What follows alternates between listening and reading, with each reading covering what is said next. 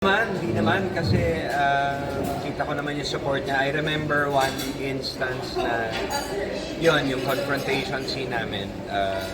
I was rewriting the script bago kunan yung eksena. So, sinusulat namin.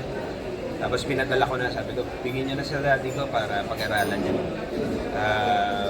Pagdating ko sa set, sabi ng daddy ko, alam niyo naman daddy ko, sino magaling na nagsulat nitong dialogue na ito? Ganda eh! So, syempre, kilig naman ako noon. Right. Meron po ba siyang parang in-impart sa inyo na, mas baka drama po ba yung eksena? Yes. Kasi si Tito Ron talagang master yung drama.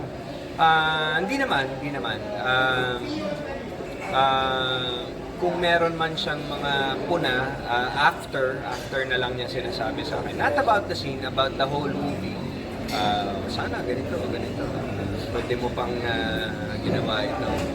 So it appears Kuya Jano that this movie is gonna be very, very precious for you. Of course. Yeah, it's like I said, it's the best parting gift my dad can give. Technically,